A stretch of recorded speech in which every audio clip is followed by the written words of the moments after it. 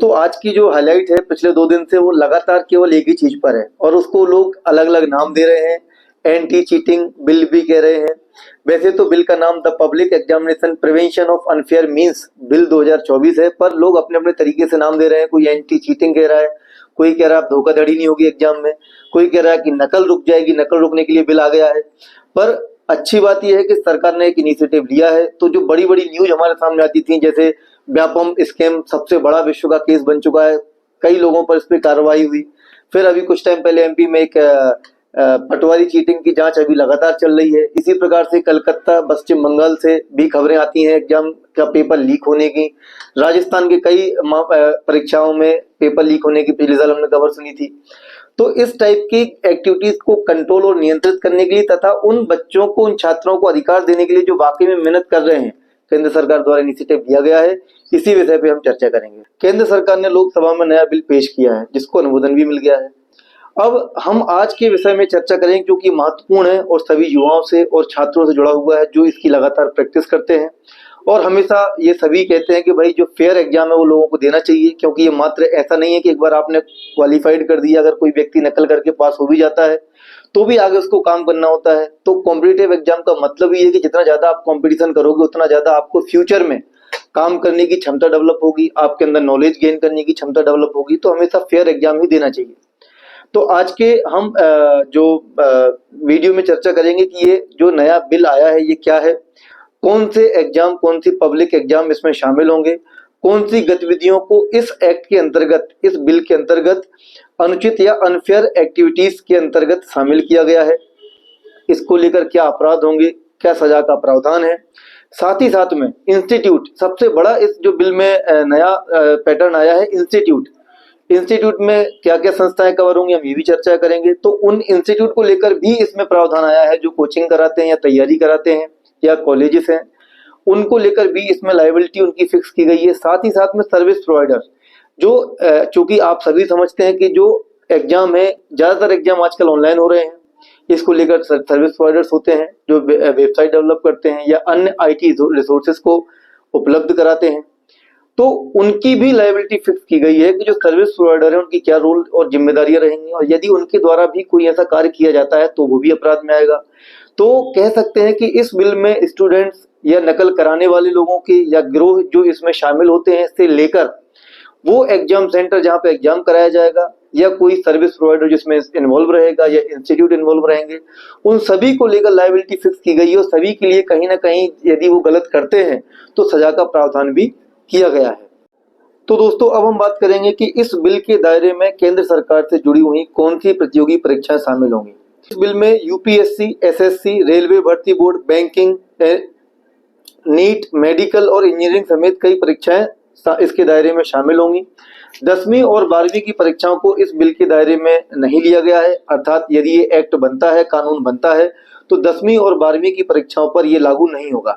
इसके साथ ही राज्यों की परीक्षाओं पर भी लागू नहीं होगा, क्योंकि कई राज्यों को में नकल को लेकर अलग अलग नियम कानून पहले से बने हुए हैं। तो दोस्तों चूंकि ये एग्जाम अगर ऑनलाइन होते हैं तो आप और हम सब समझते हैं कि जब कोई चीज ऑनलाइन होती है तो वहां पे साइबर सुरक्षा एक महत्वपूर्ण विषय बन जाता है, क्योंकि ये इलेक्ट्रॉनिक रूप में होती है, कंप्यूटर रिसोर्सेज के रूप में होती है। तो आईटी एक्ट का स्वाभाविक सी बात है, इसमें रोल आ जाता है, साइबर लॉ का रोल आ जाता है, क्योंकि कंप्यूटर सिस्टम, कंप्यूटर नेटवर्क को इसमें शामिल किया गया है जो आईटी एक्ट में जिसको परिभाषित किया गया था। मैं फिर कहूंगा कि कंप्यूटर रिसोर्सेज के अंतर्गत कंप्यूटर नेटवर्क, डेटा, डेटाबेस और सॉफ्टवेयर इत्यादि सभी शामिल होते हैं। तो यदि इन टेक्नोलॉजीज का उपयोग करके भी कुछ गलत किया जाता है तो वो भी अपराध होगा। जैसे मुख्य रूप से इस बिल में यदि कोई फर्जी वेबसाइट बनाकर एग्जाम कराने की कोशिश करता है तो उसको अपराध के रूप में या अनफेयर एक्टिविटी के रूप में शामिल किया गया है। तो उसके लिए पहले से भी आईटी एक्ट में एक प्रावधान है जिसमें cheating by personation by computer resources, section 66D of IT act में इसको ऑलरेडी पहले से अपराध के रूप में परिभाषित किया गया है। लेकिन अब यहाँ पे इसकी सजा का जो निर्धारण है ज्यादा हो गया है। आईटी एक्ट में 3 साल तक की सजा का प्रावधान था, जबकि इस बिल में 10 साल तक की सजा का प्रावधान रखा गया है। तो सावधानी की आवश्यकता है और कभी भी किसी टाइप के अनफेयर एक्टिविटीज में शामिल नहीं होना चाहिए। तो दोस्तों अब हम बात करेंगे कि इस बिल में कौन सी ऐसी महत्वपूर्ण या मैं कहूंगा कि मुख्य रूप से जिनको अनफेयर एक्टिविटी या अनफेयर मीन्स में शामिल किया है क्रियाओं को, वो कौन सी हैं, उस पर हम बात करेंगे। तो मुख्य रूप से 15 एक्टिविटीज को अनफेयर एक्टिविटीज में शामिल किया गया है, जो वन बाय वन हम समझेंगे, ताकि सामान्य भाषा में समझेंगे, ताकि हम समझ पाए कि हमें कौन से, यदि हम एज अ स्टूडेंट भी प्रेजेंट करते हैं एग्जाम में, तो हमें क्या क्या सावधानियां रखनी है।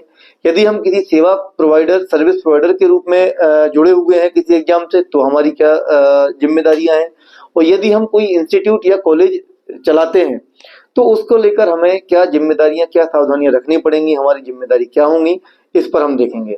तो पहली एक्टिविटी है, परीक्षा से पहले प्रश्न पत्र या आंसर को लीक करना अनफेयर एक्टिविटी में आएगा। आंसर की या पेपर लीक में दूसरे लोगों के साथ आपके शामिल होने पर, बिना किसी अधिकार के प्रश्न पत्र या OMR शीट देखने या अपने आसपास रखने पर, परीक्षा के दौरान किसी भी अनाधिकृत व्यक्ति द्वारा एक या उससे अधिक सवालों के जवाब बताने पर, आपको जो एक सवाल का जवाब देना है तो आपको वही देना होगा।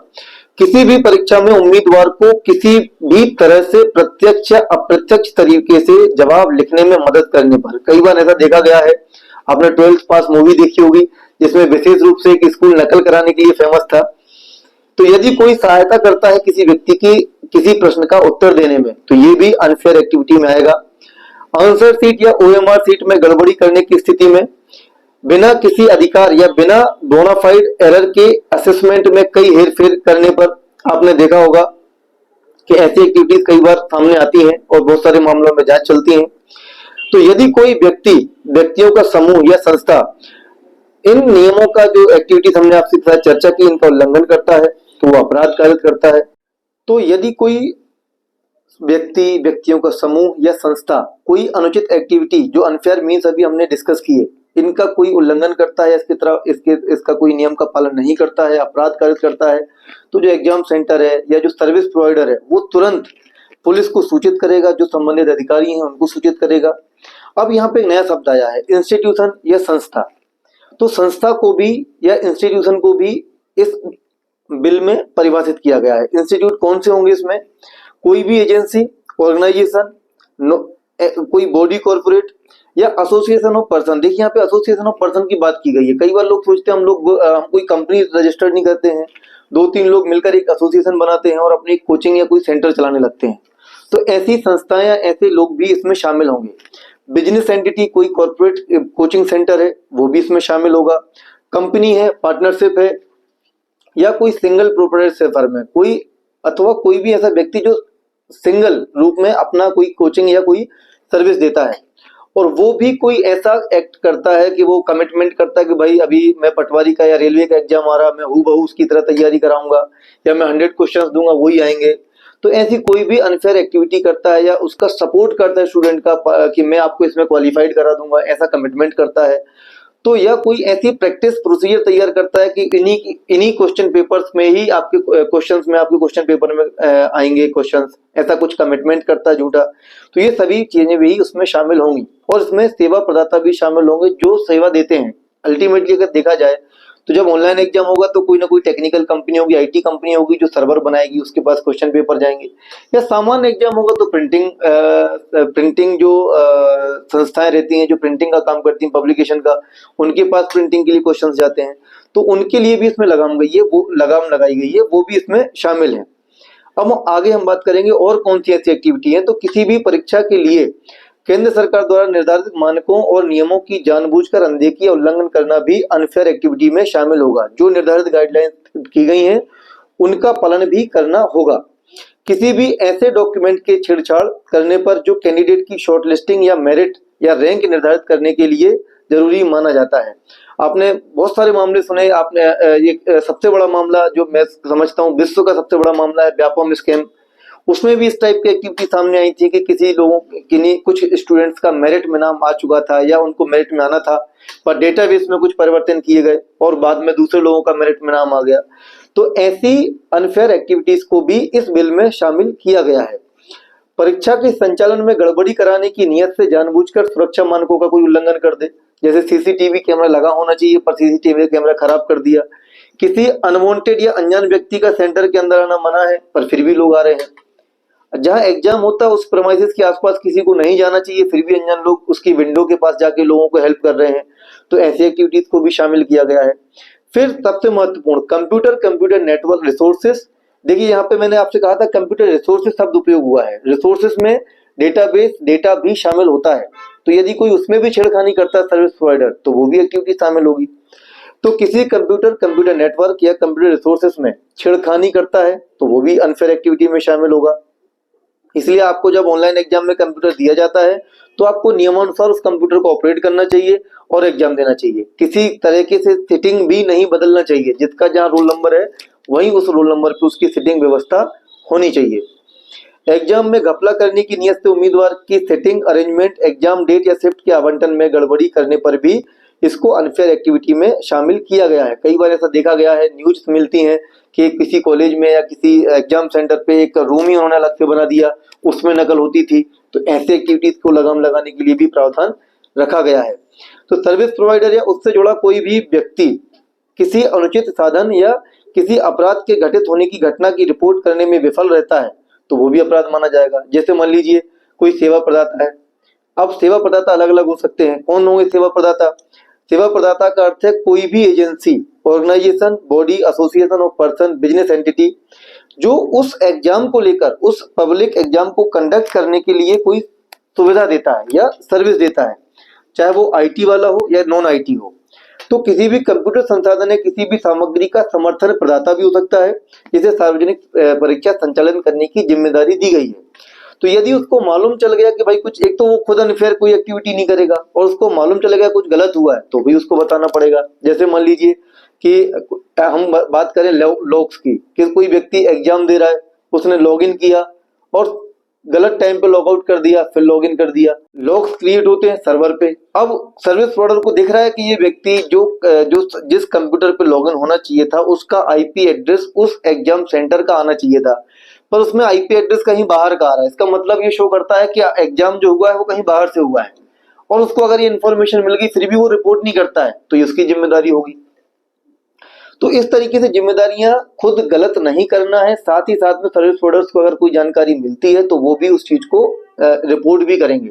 जैसे मान लीजिए किसी व्यक्ति के द्वारा सीसीटीवी इंस्टॉलेशन किया गया एग्जाम सेंटर पे और उसको दिख रहा है कि कोई व्यक्ति सीसीटीवी में दिख रहा है कि कोई आया, उसने कोई स्लिप किसी को देकर चला गया या वो अनवांटेड रूप से एग्जाम सेंटर के पास में खड़ा हुआ है, तो उसकी रिपोर्ट उसको तुरंत करना ही उसकी जिम्मेदारी है, तो क्योंकि उस चीज की वो सर्विस दे रहा है। इसी प्रकार से पैसे ऐंठने या धोखाधड़ी करने के लिए कोई फर्जी वेबसाइट बनाता है, परीक्षा कराने या फर्जी एडमिट कार्ड या ऑफर लेटर जारी करने पर भी सजा का प्रावधान इसमें रखा गया है। तो ऐसी किसी भी एक्टिविटीज को हमें नहीं करना चाहिए यदि हम सेवा प्रोवाइडर हैं, सर्विस प्रोवाइडर हैं तो, यदि हम कोई इंस्टीट्यूट हैं तो, या हम कोई छात्र के रूप में एग्जाम में एंटर होते हैं तो वहां पे भी हमें अपनी जिम्मेदारियों को और एग्जाम को सरकार के द्वारा निर्धारित गाइडलाइंस के अनुसार ही करना चाहिए। अब हम बात करेंगे इसमें कि अपराध किस तरीके से, गंभीरता क्या है। तो यहाँ पे मैं ये बता दूं कि बहुत गंभीर अपराध इसमें है और गंभीर सजा का प्रावधान भी है। यह बिल अगर कानून बनता है तो पुलिस को बिना वारंट के संदिग्धों को गिरफ्तार करने का अधिकार है और आरोपी को जमानत भी नहीं मिलेगी, क्योंकि नॉन बेलेबल और नॉन कंपाउंडेबल, इसमें कोई सेटलमेंट भी आपका नहीं होगा क्योंकि ये गंभीर है। इसमें सेटलमेंट भी नहीं है, नॉन बेलेबल है, अब मतलब जेल जाना होगा और साथ ही साथ में 10 साल तक की सजा का प्रावधान है। अब खास बात इस एक्ट की ये है कि इसमें जांच करने के लिए कोई बहुत उच्च अधिकारियों को अधिकृत किया गया है। कोई भी अपराध अगर इस एक्ट के अंतर्गत रजिस्टर्ड होगा, जब ये बिल एक्ट बन जाएगा तो पुलिस अधीक्षक या सहायक पुलिस आयुक्त के पद से नीचे का अधिकारी इसकी जांच नहीं करेगा, ताकि इसकी उच्च स्तरीय सही जांच की जा सके।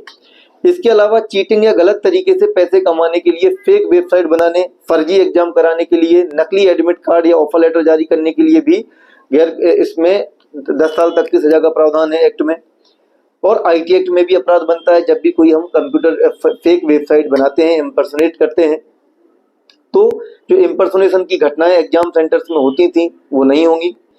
अब दूसरी चीज कि यदि एग्जाम सेंटर में नहीं मिलेगी हर किसी को एंट्री, ये भी एक प्रावधान आ गया है कि जो अनवांटेड लोग हैं उनको एग्जाम सेंटर में अनुमति ही नहीं मिलेगी, वो एंटर ही नहीं कर पाएंगे। केवल वही लोग एंटर कर पाएंगे जिसका उस एग्जाम में बैठना है, एग्जाम देना है या किसी न किसी रूप से उस एग्जाम को संचालित करने में उनका योगदान है। अब इसमें एक और प्रावधान आया है एग्जाम सेंटर के लिए। अभी तक एग्जाम सेंटर के लिए कोई प्रावधान नहीं था। तो एग्जाम सेंटर को लेकर एक प्रावधान आया है कि यदि अगर किसी गड़बड़ी में एग्जाम सेंटर की भूमिका पाई जाती है तो उस सेंटर को 4 साल तक के लिए सस्पेंड किया जाएगा। यानी उस सेंटर को अगले 4 साल तक कोई भी सरकारी एग्जाम कराने का अधिकार नहीं रहेगा। इसके अलावा परीक्षा में गड़बड़ी कराने में मिलीभगत पाए जाने पर सेंट्रल एजेंसी पर भी 1 करोड़ रुपए तक का जुर्माना लगेगा। तो ये बहुत ही गंभीर प्रावधान और हर तरीके से इस सेक्टर में अलग अलग एक्टिविटीज को कवर किया गया है। तो मैं कहूंगा कि सरकार का बहुत अच्छा इनिशिएटिव है ताकि इस टाइप की जो अनफेयर एक्टिविटीज हैं वो रुक जाएं और जो छात्र वाकई में एलिजिबल हैं, जो मेहनत करते हैं, वो सही एग्जाम दें, उनको उनका अधिकार मिले। तो आप उम्मीद करूंगा कि ये जानकारी आप लोगों को बिल्कुल उपयोगी होगी और आप लोग इसके यदि आपको उपयोगी लगती है तो आप जरूर हमारे चैनल को सब्सक्राइब करें और इस तरह की जानकारी हम आपको देते रहेंगे। उम्मीद करेंगे कि आज के विषय पर बनाया गया वीडियो आपके लिए उपयोगी साबित होगा और इसी तरह के वीडियो देखने के लिए आप चैनल को सब्सक्राइब कर सकते हैं। धन्यवाद।